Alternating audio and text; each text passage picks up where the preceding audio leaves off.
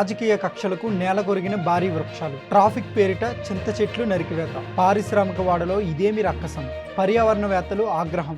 ఏ పిట్ట విడిచిందో, ఏ కాకి వదిలేసిందో, గాలికి చెదిరి తూముకుంట గ్రామానికి ఎలా చేరిందో, భూమిపై పడిన ఈ చింతగింజ అంకురించింది, ఆకులు తొడిగింది, ఒగరు చిగిరి పంచింది, సాకోపసాకలతో విస్తరించింది, టన్నుల కొద్దీ చింతపండుని ప్రసాదించింది. 100 ఏళ్ళు మనిషితో కాలం గడిపింది, రోజులు మారాయి, కాలినడక పోయింది. పారిశ్రామిక వాడగా ఈ ఊరు అవతరించింది. ఫ్యాక్టరీలు వెలిశాయి. జనం రాకపోకలే కాదు, వాహనాల పొగ దుమ్ము రేపిన, సైరన్ మోత మోగిన ఈ చెట్టు చెక్కు చెదరలేదు. బెంగళూరు రోడ్డు పక్కనే ధీటుగా నిలబడింది. మరి ఏ పోయేకాలం ఎవరికి వచ్చిందో, అకస్మాత్తుగా అధికార పార్టీ నేతల హుకుంతో ఈ మహావృక్షం సంహారం జరిగింది.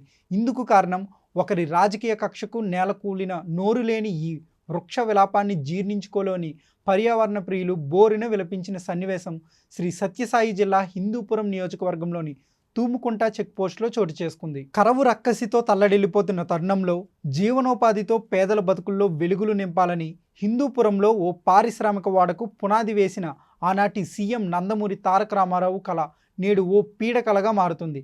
ఆయన వేసిన పునాదిలోనే పర్యావరణ సంహారంతో కాలుష్య రక్కసి తాండవం చేస్తుంది.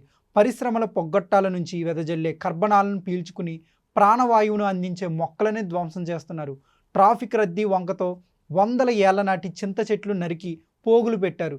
ఇలా ఒకటి కాదు, ఇలా ఏకంగా చింతవనాన్నే మట్టుబెట్టిన వైనం తూముకుంట పారిశ్రామిక వాడలో వెలుగు చూసింది.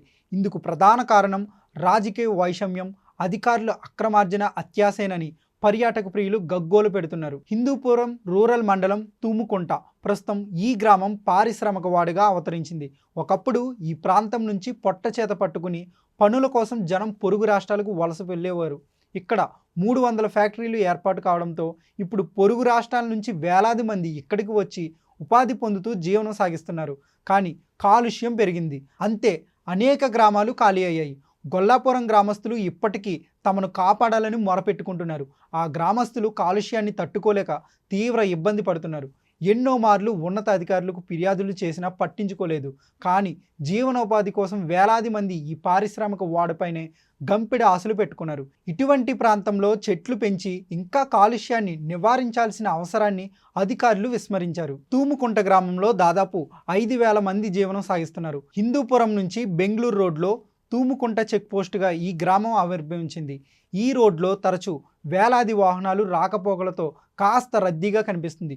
తూముకుంట చెక్ పోస్టులో డబల్ రోడ్డుగా విస్తరించింది. దీని కారణంగా R&B రోడ్డు మార్జిన్లో దుకాణాలు వెలిశాయి.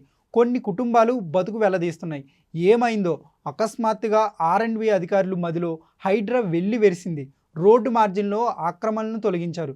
శబాష్ అనుకుంటున్న తరుణంలో రోడ్డు పక్కనే 100 ఏళ్ల నాటి చింత చెట్టును నిర్దాక్షిణ్యంగా తెగ నరికారు. ఎలాంటి యాక్షన్ ప్లాన్ లేకుండా దాదాపు 10 చింత చెట్లను నేలకొల్చడంపై జనంలో అనుమానాలు పెరిగాయి. రాజకీయ కక్షలతో దుకాణాలను తొలగిస్తే రోడ్డుకు అడ్డు వంకతో చెట్లను ధ్వంసం చేయడానికి అక్రమార్జనే కారణమని పర్యావరణ అభిమానులు ఆరోపిస్తున్నారు. ఈ చెక్ పోస్ట్ ప్రాంతంలో పాగా వేయడానికి కొందరు నాయకులు ఈ తతంగాన్ని రచించినట్టు ప్రచారం కూడా జరుగుతుంది. ఈ బడ్డీ కొట్ల స్థానంలో కొత్త స్టాల్స్కు పునాదులు వేశారని, ట్రాఫిక్ రద్దీ పేరిట ఎమ్మెల్యే బాలయ్యను ఏమార్చారని జనం చెప్పుకుంటున్నారు. తూముకుంట రాజకీయ ఆధిపత్యానికి ఓ వేదికగా చెప్పొచ్చు. ఇప్పటి వరకు వైసీపీ నేతల కనుసన్నల్లో ఉన్న ఈ గ్రామం కొత్తగా అధికార పార్టీ జమానా ప్రారంభమైంది. తూముకుంట చెక్ పోస్టుపై రాజకీయ పడగ విప్పింది. ఇక్కడి రోడ్డు పక్కన దుకాణాలు తొలగింపే ప్రధాన లక్ష్యంగా రాజకీయ వ్యూహం తెర మీదకు వచ్చింది.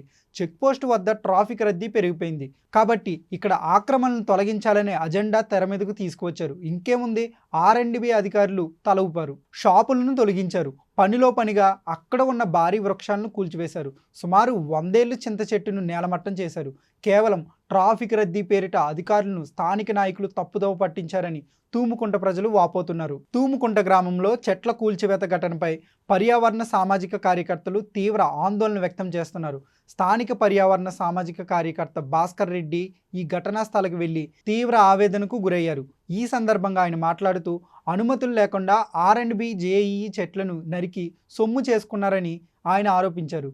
ఇప్పటికే పారిశ్రామిక వాడలోని కాలుష్యంతో ప్రజలు అల్లాడిపోతుంటే కాపాడాల్సిన బాధ్యత వీడి చెట్లను నరికి ప్రజల ప్రాణాలతో చెలగాటం ఆడుతున్నారని ఆయన తీవ్ర ఆగ్రహం వ్యక్తం చేశారు. దాదాపు 10 చింత చెట్లను నిర్దాక్షిణ్యంగా నరికివేశారని, ఎటువంటి యాక్షన్ ప్లాన్, ముందస్తు సమాచారం లేకుండా R&B అధికారులు ఈ వృక్షాలను చంపేశారని భాస్కర్ రెడ్డి ఆరోపించారు.